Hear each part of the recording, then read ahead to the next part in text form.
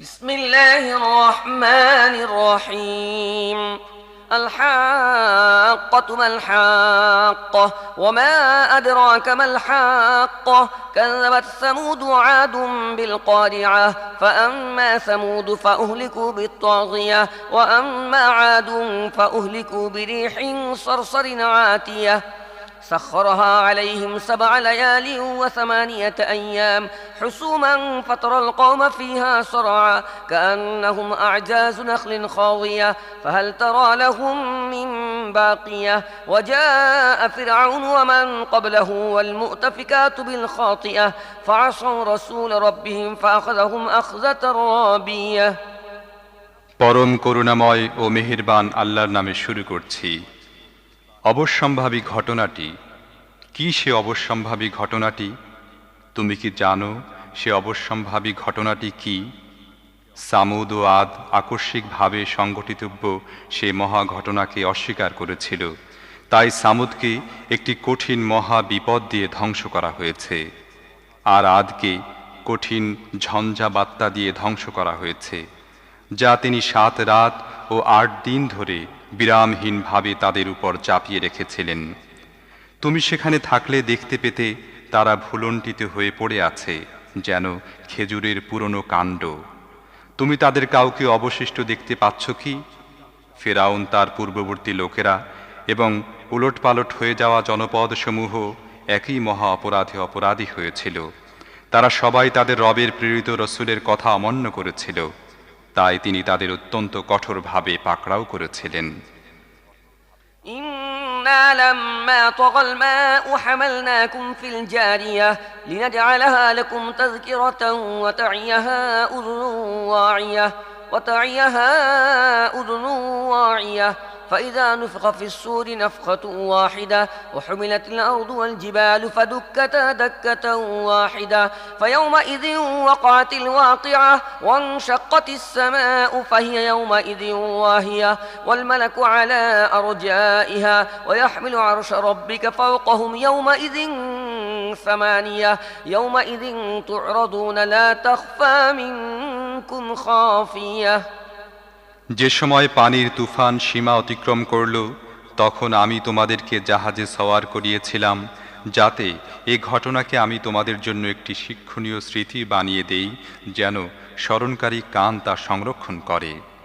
অতপর যে সময় সিংহায় ফুৎকার দেয়া হবে, একটি মাত্র ফুৎকার, আর পাহাড় সহ পৃথিবীকে উঠিয়ে একটি আঘাতে চূর্ণ বিচূর্ণ করে দেয়া হবে, সেদিন সে মহা ঘটনা সংঘটিত হয়ে যাবে। সেদিন আসমান চৌচির হয়ে যাবে এবং তার বন্ধন শিথিল হয়ে পড়বে। ফেরেশতারা এর প্রান্ত সীমায় অবস্থান করবে। সেদিন 8 জন ফেরেশতা তাদের উপরে তোমার রবের আরশ বহন করবে। সেদিনটিতে তোমাদেরকে পেশ করা হবে। তোমাদের কোনো গোপনীয় বিষয় আর সেদিন গোপন থাকবে না। فأما من أوتي كتابه بيمينه فيقول هاؤم اقرءوا كتابيه إني ظننت أني ملاق حسابيه فهو في عيشة راضية في جنة عالية قطوفها دانية كلوا واشربوا هنيئا بما أسلفتم في الأيام الخالية وأما من أوتي كتابه بشماله فيقول يا ليتني لم أوت كتابيه ولم أدر ما حسابيه يا ليتها كانت القاضية সে সময় যাকে তার আমলনামা ডান হাতে দেয়া হবে, সে বলবে, নাও আমার আমলনামা পড়ে দেখো। আমি জানতাম আমাকে হিসেবের সম্মুখীন হতে হবে। তাই সে মনের মতো আরাম আয়েশের মধ্যে থাকবে উন্নত মর্যাদার জান্নাতে, যার ফলের গুচ্ছসমূহ নাগালের সীমায় অবনমিত হয়ে থাকবে। এসব লোকদেরকে বলা হবে, অতীত দিনগুলোতে তোমরা যা করে এসেছ তার বিনিময়ে তোমরা তৃপ্তির সাথে খাও এবং পান করো। আর যার আমলনামা তার বাঁ হাতে দেয়া হবে, সে বলবে, হায়, আমার আমলনামা যদি আমাকে আদৌ দেয়া না হতো এবং আমার হিসেব যদি আমি আদৌ না জানতাম, তাহলে কতই না ভালো হতো। হায়, আমার সেই মৃত্যুই যদি চূড়ান্ত হতো। ما أغنى عني مالية هلك عني سلطانية خذوه فغلوه ثم الجحيم صلوه ثم في سلسلة ذرعها 70 ذراعا فاسلكوه إنه كان لا يؤمن بالله العظيم ولا يحض على طعام المسكين فليس له اليوم هاهنا حميم ولا طعام إلا من غسلين لا يأكله إلا الخاطئون আজ আমার অর্থ সম্পদ কোনো কাজে আসলো না, আমার সব ক্ষমতা ও প্রতিপত্তি বিনাশপ্রাপ্ত হয়েছে।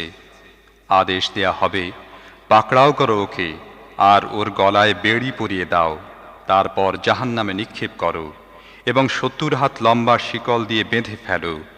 সে মহান আল্লাহর প্রতি ঈমান পোষণ করত না এবং দুস্থ মানুষকে খাদ্য দিতে উৎসাহিত করত না। তাই আজকে এখানে তার সমবেথী কোনো বন্ধু নেই, আর কোনো খাদ্যও নেই ক্ষত নিঃসৃত পুজ রক্ত ছাড়া, যা পাপীরা ছাড়া আর কেউ খাবে না।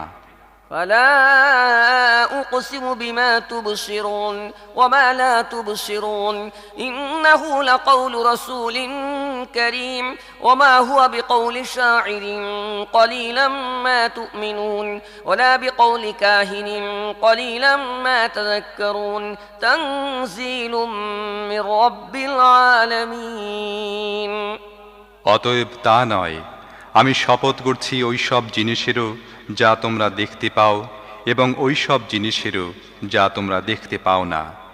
এটা একজন সম্মানিত রসূলের বাণী, কোনো কবির কাব্য নয়।